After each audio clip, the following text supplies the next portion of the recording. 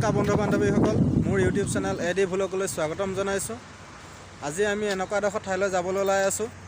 হায়দৰাবাদৰ এনেকুৱা এজন শিৱ মন্দিৰলৈ চাবলৈ চেষ্টা কৰি আছোঁ। তাত মানে যিমানখিনি পাৰোঁ আমি আপোনালোকক দেখাবলৈ চেষ্টা কৰিম, আৰু লগতে আমি যাবলৈ আৰম্ভ কৰিছোঁ, আৰু আপোনালোকে ভিডিঅ'টো স্কিপ নকৰাকৈ চাবলৈ আমি আহি পাইছোঁহি আৰু বেছি দূৰ নাই, আৰু অলপ আগত গ'লে পাম।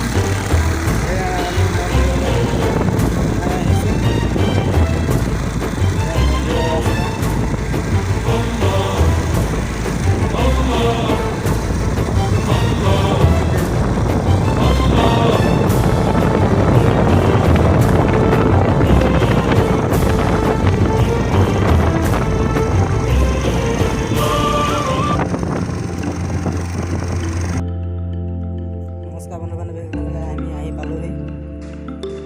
পূজা আৰম্ভ কৰি আছে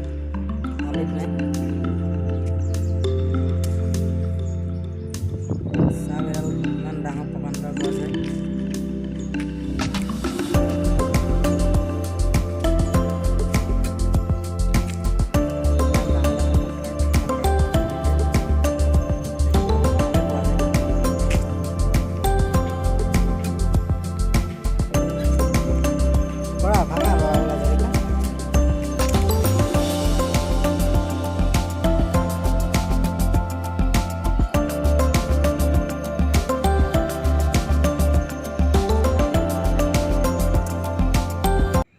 এয়া মন্দিৰ হয়, আমি যিজন মন্দিৰৰ কথা কৈছিলোঁ এইজনে।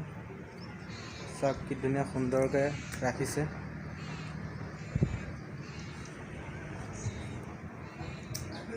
এয়া বাবুল হাজৰিকা। আজি তেওঁৰ জন্মদিনৰ বাবে আমি মন্দিৰলৈ আহিছিলোঁ। মন্দিৰত পূজা পাতল কৰি হৈ গ'ল। এতিয়া আমি লাহে ধীৰে মন্দিৰৰ পৰা ওলাম আৰু।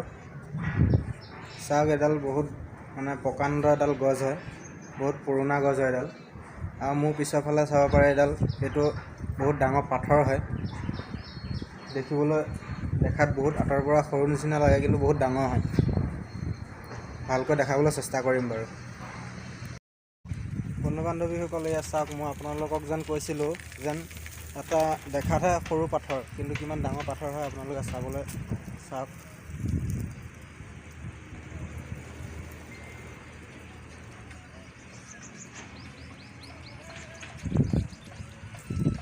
কিমান ডাঙৰ পাথৰ হয় চাওক।